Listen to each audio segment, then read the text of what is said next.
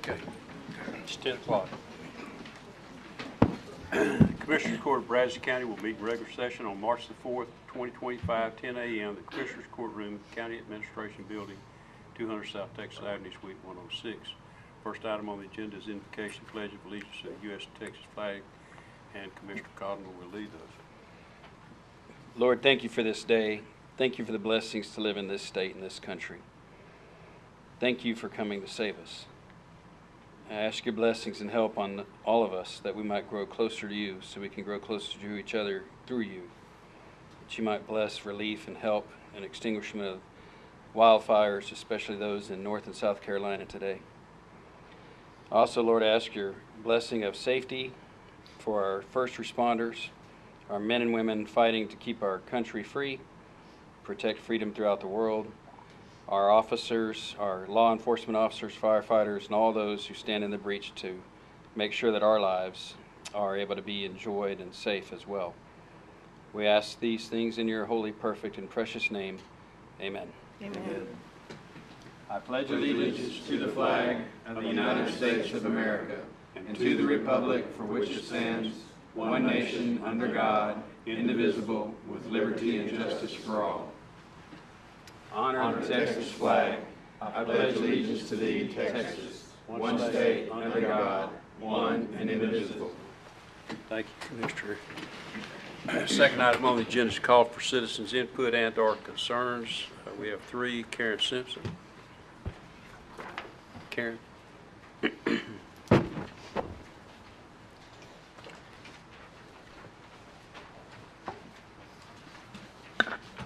Good morning, Judge, Commissioners. My name is Karen Simpson, and I am a resident of Brazos County. And on December 15th, 2024, I made an open records request to Brazos County Elections for a copy of the cast vote record from November 5th, 2024 general election. A cast vote record historically has been public information used to audit an election. In response, Brazos County stated that they would charge me $750 for a copy of that record because it had to redact it first. Texas Election Code allows for redacting when personally identifiable information may be revealed when a document is released.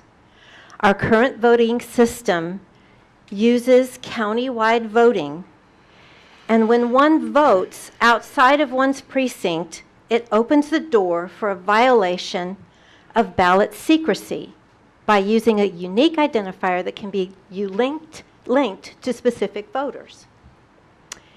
The county is withholding evidence of its own constitutional violations as referenced in 122.001 of Texas Election Code and Article 6 of the Texas Constitution.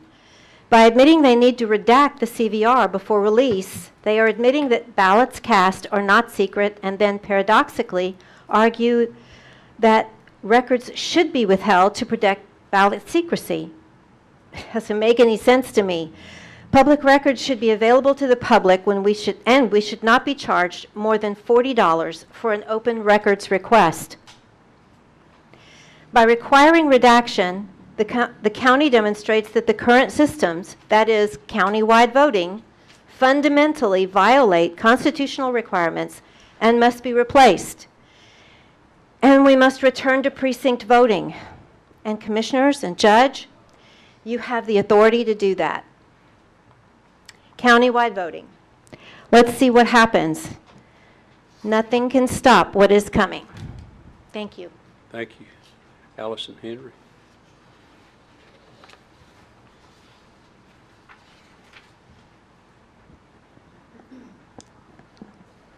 Good morning, everyone. My name is Allison Henry. I want to thank the court for allowing me this opportunity to speak this morning. A little bit about myself. I graduated here from A&M in '91. I went on to dental school, and then I went on to serve the United States Navy for 25 years.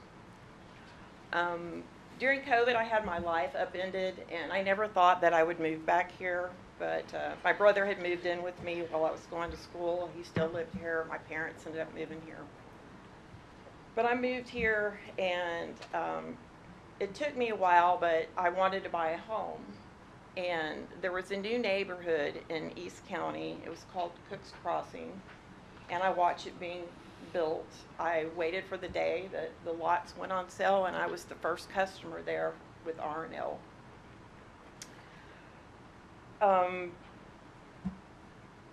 Since that time, I've found out, well, you know, I got a notice about a meeting with at Brazos Center, and I went there that night, and the Quiddity people that were there told me that this road, the East Loop, is going to happen. It's just a matter of which alignment. And they had all the alignments laid out on the table, and one of the alignments has my house being raised, my 2-year new construction home. I put a big chunk of my savings into that home. I'm now living on my retirement pension. I can't just pick up and buy another house. As you know, interest rates have gone up, housing prices have gone up, and I won't be able to replace my home. The other alignment is behind my home, which I don't care to have a highway behind my home either. And then the other alignment that you're aware of that runs down Dias Road. And thinking back, I realized in last February that R&L Homes pulled out of there. They sold the model home, and they divested themselves of all the lots there. I now know that is the very same month that the Quiddity contract was signed. So I went home after that meeting, and I was physically ill. I couldn't believe that I had come here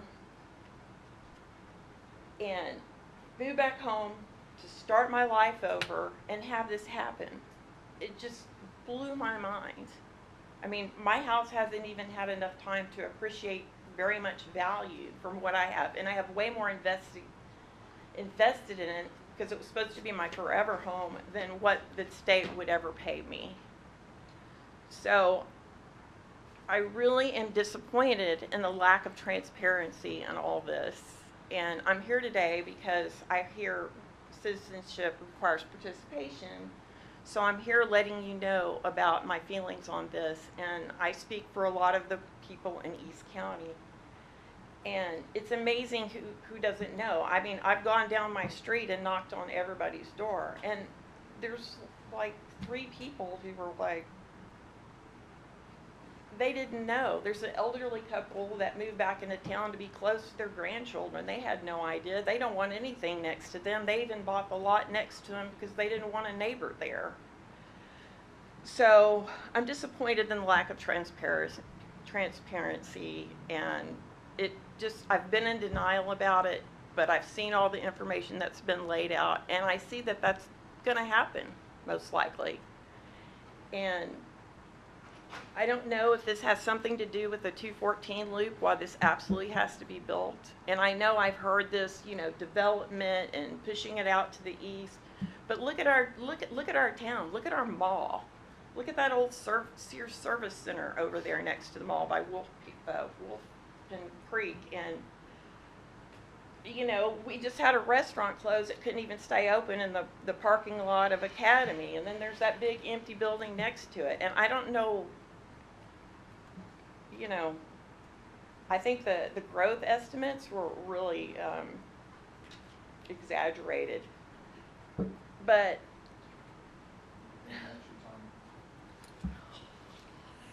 okay, can I ask one more question? No. Okay, I'll be back. Thank you. Chris Barnes. Excuse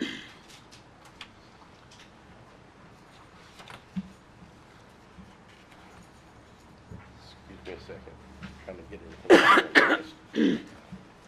in. Good morning. My name's Chris Barnes.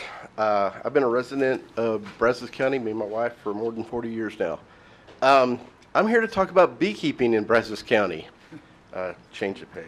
I retired from being an IT administrator at Texas A&M about 10 years ago, and at that time, my wife and I began a honeybee business here in town. Today, we run about 60 colonies at various properties in Brazos County. I have 2 goals I would really like to accomplish by speaking today. The first is merely to help inform you, and possibly the public at large, about the importance honeybees play in agriculture and about a new threat to honeybee populations that's going on right now. My second goal is to make a request to the Commissioner's Court and to the departments within the county that the court oversees. It's estimated by the USDA that honeybee pollination is responsible for 35% of the food available in our grocery stores, and another 20 to 30% is there indirectly as a result of bees.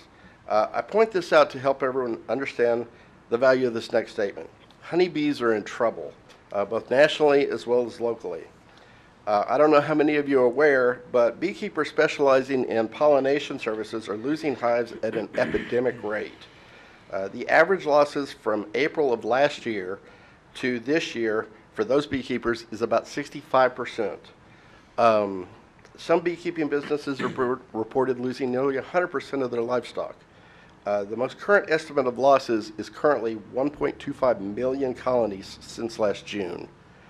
There's an excellent article in the Texas Tribune newspaper on this very subject. Sunday, not yesterday, and there's a link on the printed copy that each of you have. The reason for me bringing this to your attention is that with the warmer weather in March and the emergence of new spring flowers, honeybees become much more active at this time of the year. This in turn causes an increase in the number of nuisance calls to local EMS, pest control companies, and city and county agencies. Which brings me to my second reason for speaking. I would like it to be a policy within the county that the response to this type of call is to contact someone who specializes in live removal of honeybees, as opposed to calling a pest control company and having the bee colony destroyed or having a county employee destroy the colony. I don't know that that happens.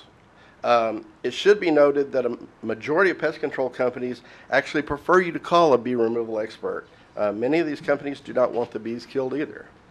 I'm going to stop and address an objection I can already see coming. I am not talking about a true emergency situation, one where somebody's actively being attacked by bees.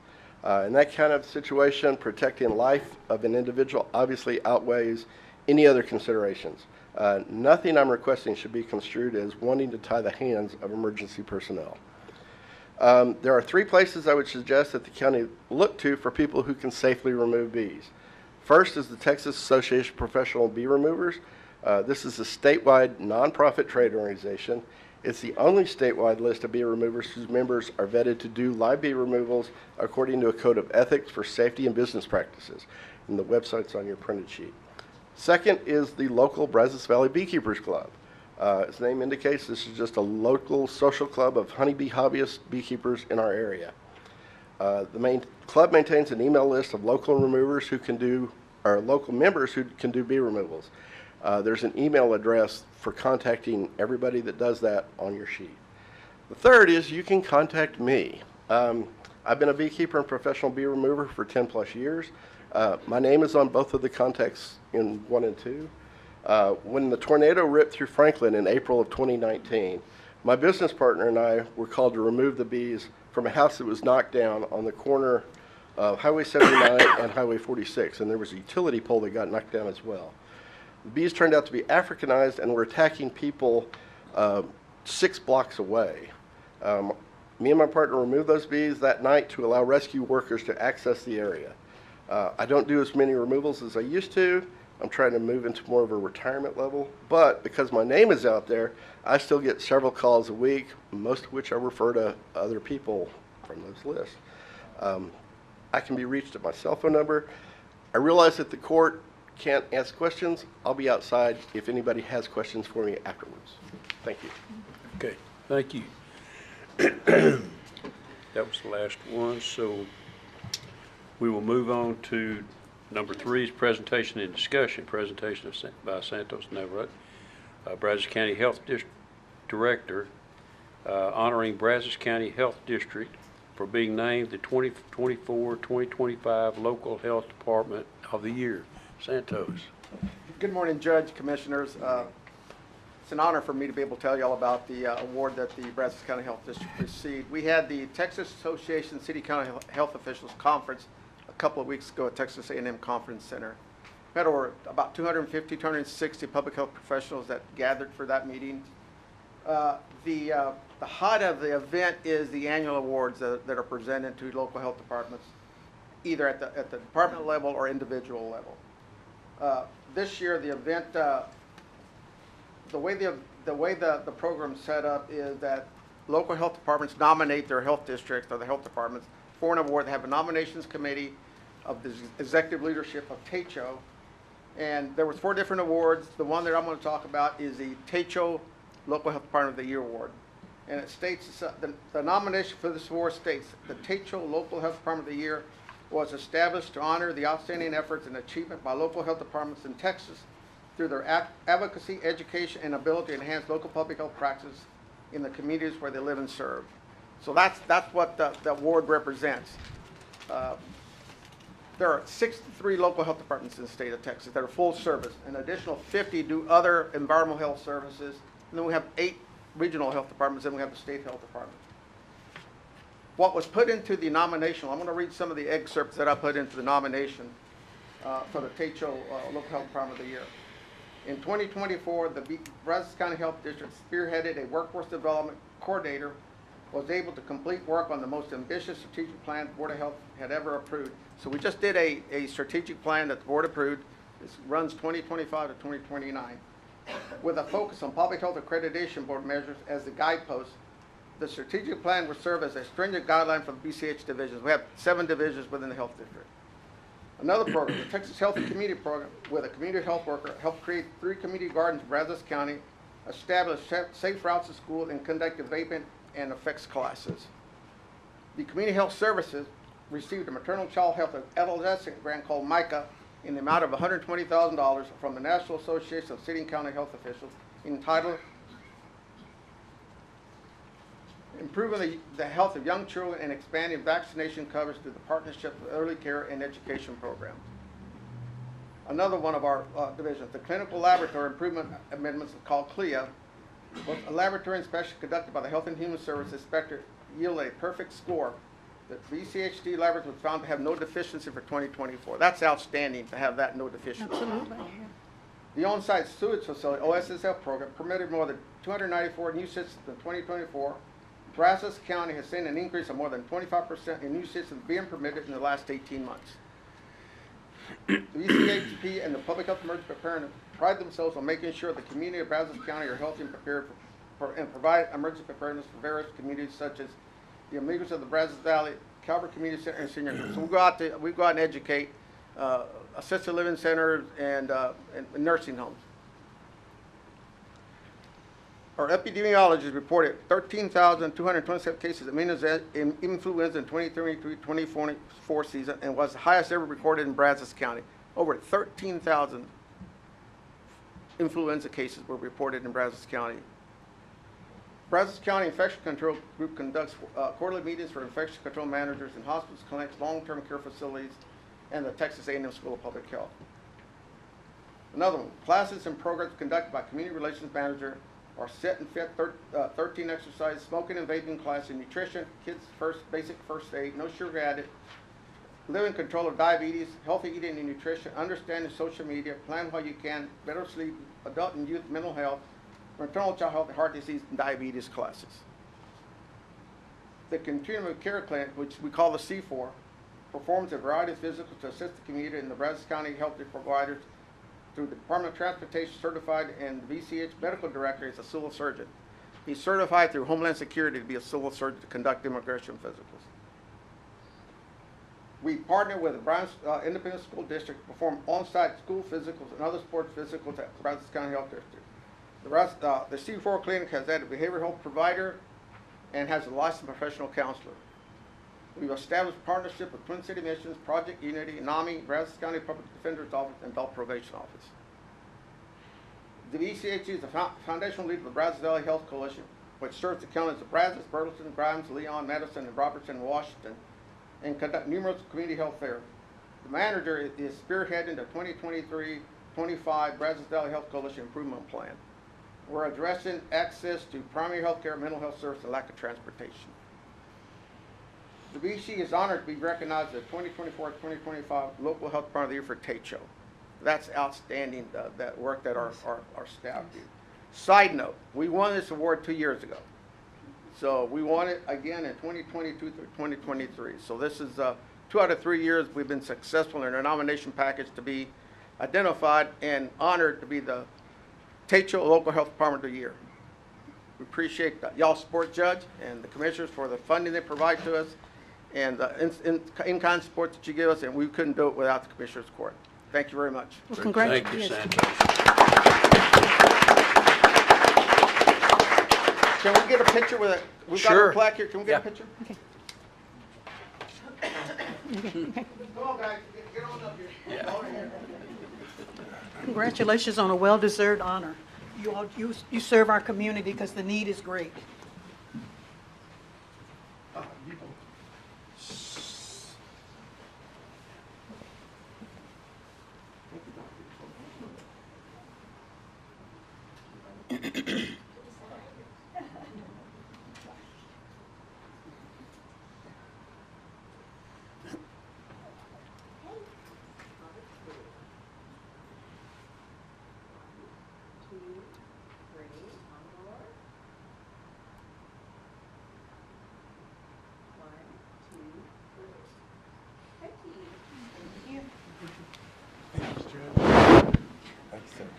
Congratulations. Thank you so much. Thank you.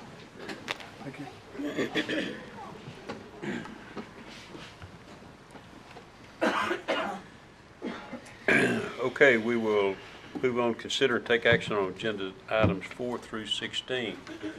Number 4 is proclamation 25-014, recognizing and honoring Rose Selman for her outstanding contribution, groundbreaking leadership, and unwavering commitment to the strengthening of both the building industry and the community it serves. Move for approval. Second.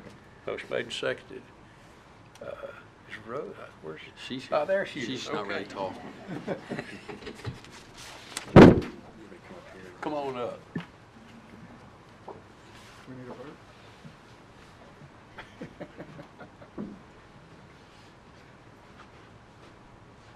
So let me read the proclamation.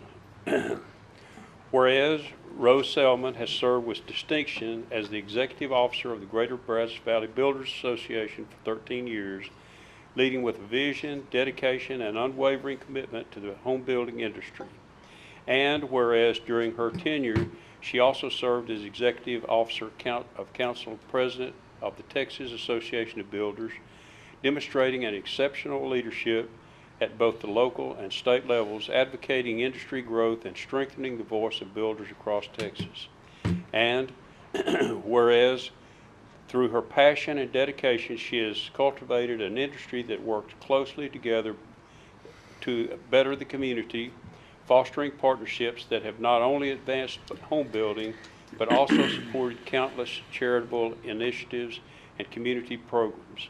And whereas Rose Selman made history as the first female board member of Bryan, Texas Utilities, paving a way for future leaders and exemplifying the power of perseverance, innovation, and service in public leadership.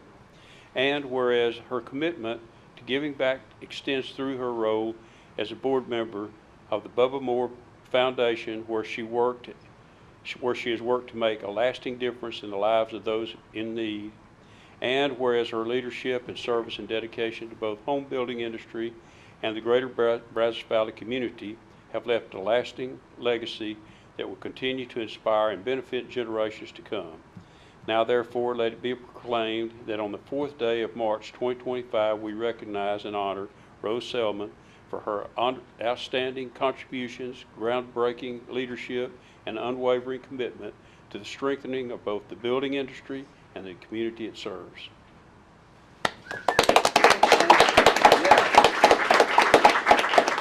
You got to speak prepared. Well, this is actually coming from the heart.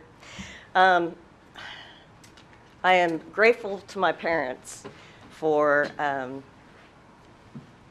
instilling a strong work ethic on myself and my brothers at a very young age.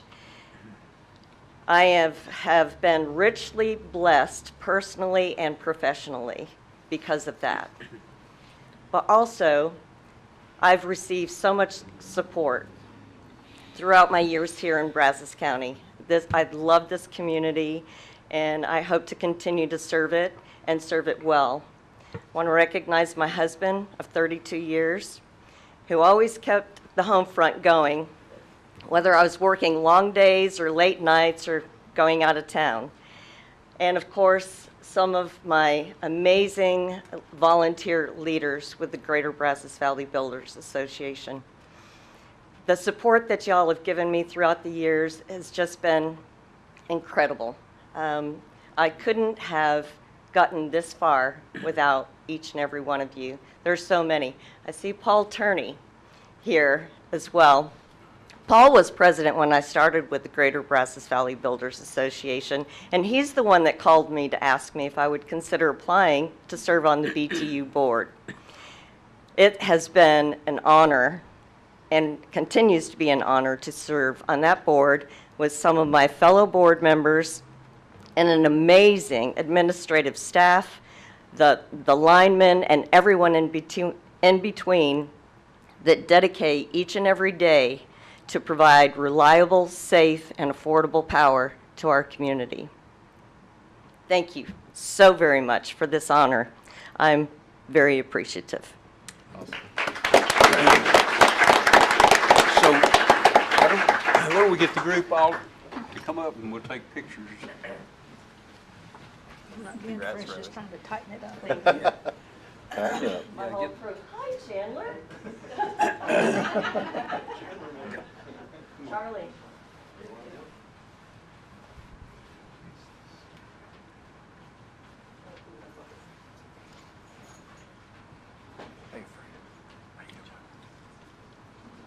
Michael, hey, Charles, Paul. Squeeze it a little bit. There we go. Good. One more.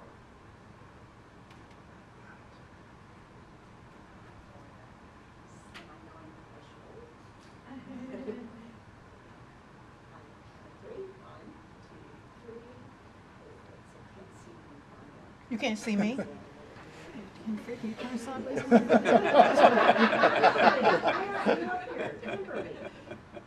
You got me?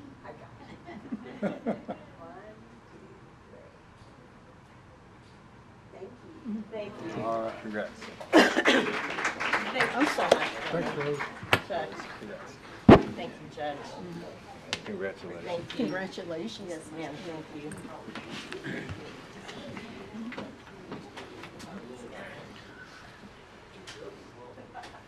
Did we vote on that? Not yet. All in favor say aye. Aye. Opposed? None motion carries. Number 5 is proclamation 25-015 proclaiming April 7 through 13, 2025 National Public Health Week. Move for approval. Second? Motion made, seconded. Discussion. Is there anybody here that wanted to receive that, or is this, I know the 2 cities are also doing it. No one here? All in favor say aye. Aye. Opposed? None motion carries. Number 5 is proclamation 2515, Number 6 is approval to terminate contract Vertex targeted opportunities effective June 30, 2025. Move for approval. Second? Motion made, seconded. Discussion. All in favor say aye. Aye. Opposed? None motion carries. Number 7 is approval to terminate contract 22-139 with InsureTech Software LLC effective immediately. Move for approval. Second? Motion made, seconded. Discussion. Judge, I'm really pleased to see both of these items have been dropped. So apparently they weren't doing the job that we expected them to do as far as the county was concerned. And I hope that there's other contracts that come up that have the same outcome as these two in the future. Okay. All in favor say aye. Aye. Opposed? Peter. I'm sorry, but I want to clarify on the Vertex. Speak up, speak up. I'm sorry. I wanted to clarify on the Vertex, who is now Justice Benefits. It's not a bad job that they were doing. It's just a matter of time to see if there's others available out there and maybe renegotiate the price. I'm sorry. I just couldn't. I didn't want anybody to get. malaligned without somebody saying, no, it's not a bad job. They haven't done a bad job. We don't really know until we go out for bid to For see what else. cost, Yeah. exactly, Gotcha. yes. But they have not failed to file the application. They have not failed to do any part of their contract. Okay, Okay? thank you, Katie. Did we actually vote on that? Okay. And we voted on both of them? Okay. All in favor, well, let's see, number 8, approval of amendment number 1, contract 22-150, document management, automation, and digital imaging with Vista SG in the amount of $12,875. This amendment will add a component to the current system for redaction documents such as ballots and CVR records. Judge, I move that we table this until we can find out for sure if this is contrary to our Texas Constitution. Oh, okay, I mean, we don't have, Counselor, you want to? Haven't had that issue raised before. Can you speak up a little bit? So we haven't had that issue raised before, but it's a requirement of the Texas Constitution that all ballots be private, and the purpose of this contract is to help us respond to what Ms. Simpson talked about earlier, and that is when she and several others made a request for 92,000 ballots that all had to be redacted, not because we want to redact them. We don't like doing redactions. We don't want to have to do redactions, but the Attorney General's office and the Secretary of State's office have put in writing that we're required to do that. And with what we had available at the time, we gave her an estimate of $750 to get the records she wanted, which is a lot, and it was a very conservative estimate. So this software will let us not only do the redactions that are required by the Secretary of State and the Attorney General's office, it'll allow us to do it much more efficiently, and instead of $750, Ms. Simpson might be looking at the $40 that she wants. But that's the purpose of the software, is so that we can follow the law and only provide records that are released according to the requirements of the Secretary of State and the Attorney General's office. Bruce, are we sure that it does not in any way go against what is written in the Texas Constitution? You just stated. I am not aware of any way that this particular software or the acquisition of this software by the county could be a violation of the Texas Constitution, no, sir. Okay. Well, then Would this- I retract my. Yeah. Would this software allow us to redact other other open record requests? We're not just limited to ballots and CVR. We can use it wherever it's necessary, right? Yes, sir. Okay. It's just that our current biggest need is to be able to provide the records these folks have asked for in a much more efficient and much more cost-effective manner than we're currently able to do. It's a lot of hands-on stuff right now. I yield.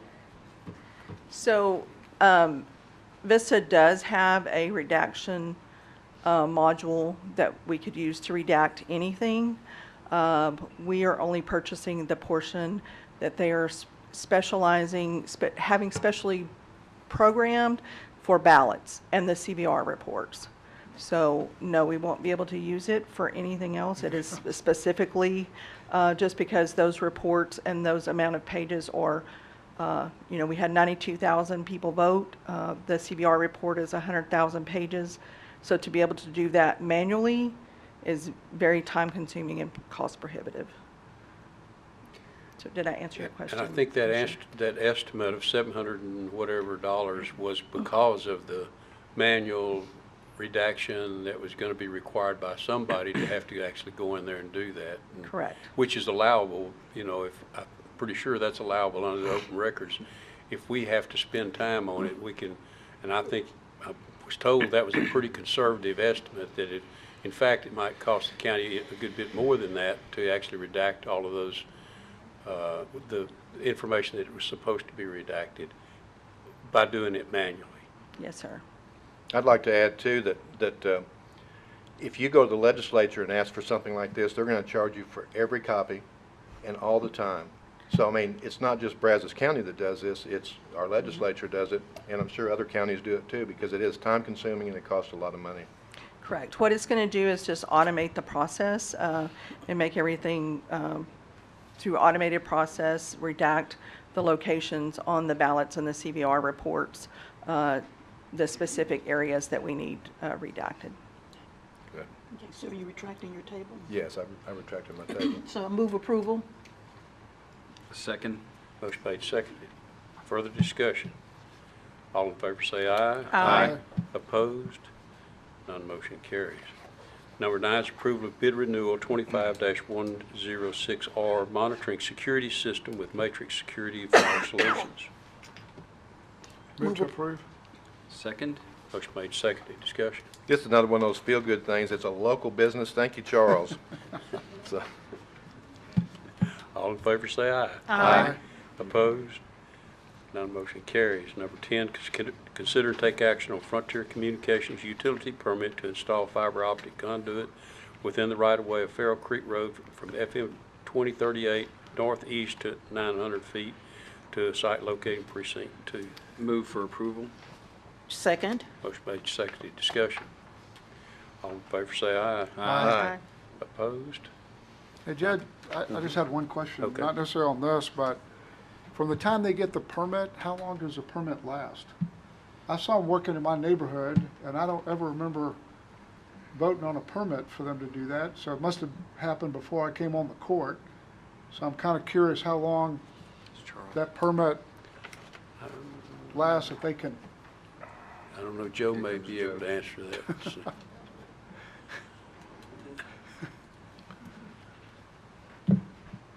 Permits are good for 60 days. Really? They can be renewed. Okay. What neighborhood is that actually where they're working in? So they were working on Wood Lake. Woodlake, yeah, they've got, Brazos Wildfire has several through that area. Okay. I just didn't remember which, not uncommon. I may have forgotten, but normally that kind of catches my attention. okay, so did we? We voted. All right. Number 11 is approval of treasurer's report for December 2024, quarter ending December 31, 2024. Move approval. Second. Motion made, seconded. Discussion. All in favor say aye. Aye. Opposed? None motion carries. Number 12 is tax refund application for the following. Move for approval A through C. Second. Motion made, seconded. Discussion.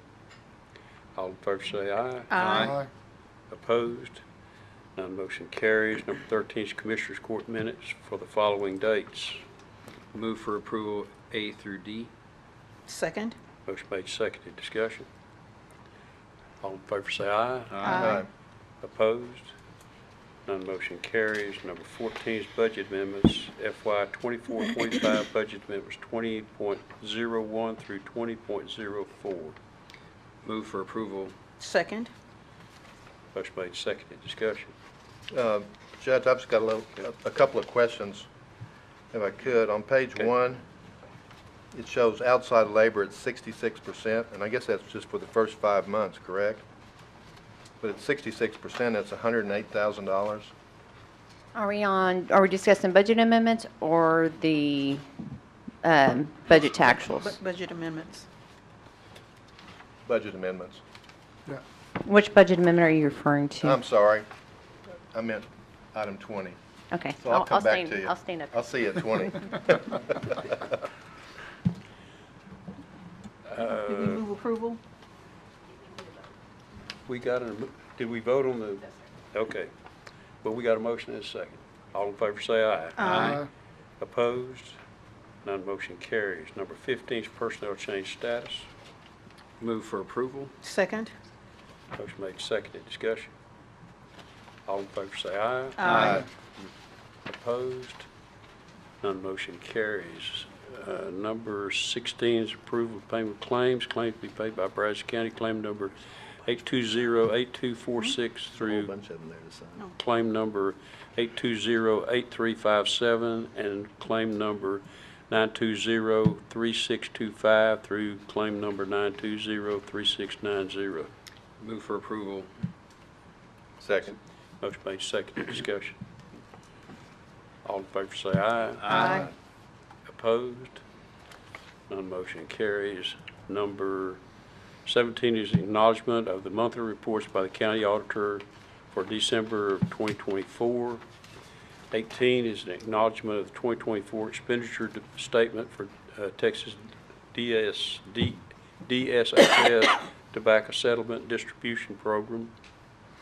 Number 19 is an acknowledgement of Texas County Lateral Road and Bridge Expenditure Yearly Report for the year ended September 30, 2024. Number 20 is the acknowledgement of the FY 2024-2025 budget to actual by fund as of February 26, 2025, and an acknowledgement of the FY 2024-2025 contingency budget to actuals by fund as of February 26, 2025. Judge, can I ask a few questions now that we're at item number 20?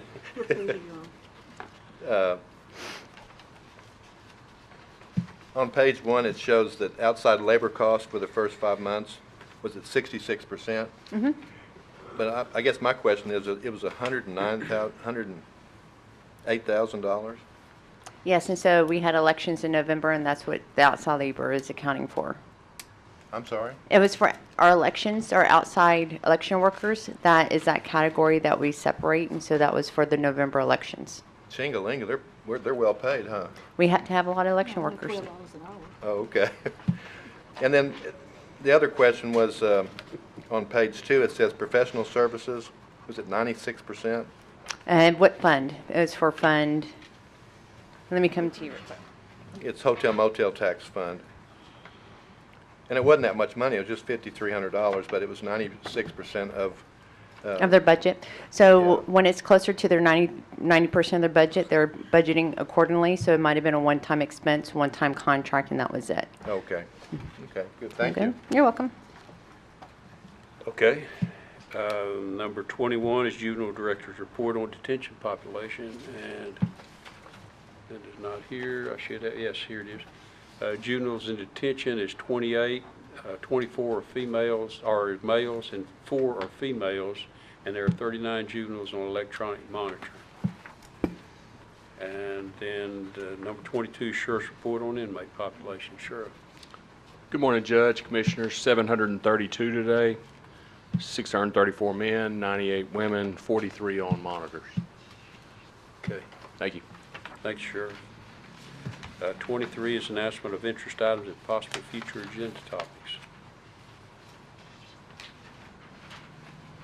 Judge, I do have one to talk about Jason, real come quick. on. So, over the weekend, I'm Jason Ware, I'm the Emergency Management Coordinator for Brazos County. Over the weekend, our fire departments responded to approximately 7 grass fires, resulting in about 89 acres burning, most of which were contributed by control burns. People burning piles, leaving them unattended, and then they spread away. Of those 7 grass fires, there were several structures that were threatened. Our fire departments did a wonderful job of keeping the fires off of the structures and did a really good job of wrapping those up quickly. Our drought numbers right now, when you look at the KBDI scale, which is 0 to 800, our numbers do not reflect, at least in the south part of the county, on the west side of the county, reflect very dry conditions. Our county average right now is only at 303. Commissioner Condola, unfortunately, Precinct 2 is on the higher end of that 600 is about where your district is. Conversations with the local fire chiefs, 3 of the 4 are absolutely in favor of a burn ban, which isn't on the agenda, so we'll have to wait till next week. But the 4th precinct, which is the south part of the county, said that they're not seeing the fire activity that the other 3 districts are seeing, but he would absolutely support a burn ban if needed. This afternoon, we did get a little bit of rain this morning. We are under a red flag warning for this afternoon, which means conditions are favorable for large, rapidly spreading wildfires.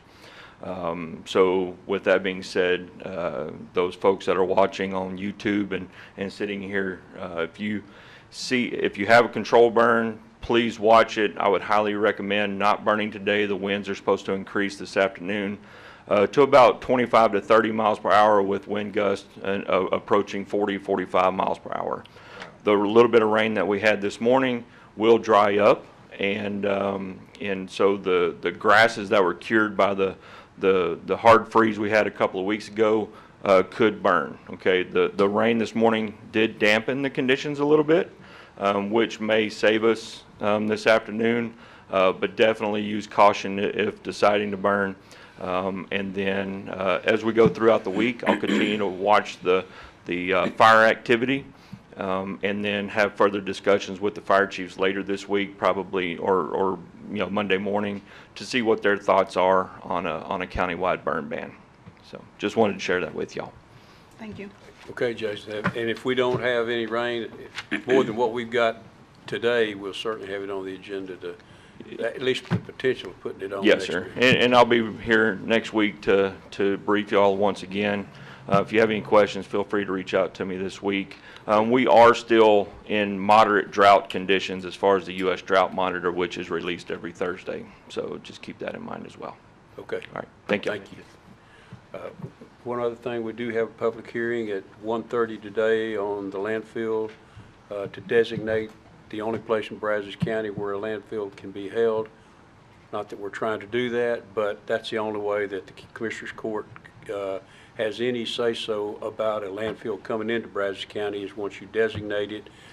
Anybody that would come in and buy property that want to turn it into a landfill, they'd have to come to the court to ask for a variance, and then the court would decide whether that would happen. Otherwise, they just go get a application with TCEQ, and if it's permitted, then they can do it. So that's what the public hearing is about today at 1:30, and we'll hear that, and then next week we'll have it on the agenda to actually make a decision about designating that. So other than that, any other announcement? Hearing none. Next item is to adjourn. Thank y'all.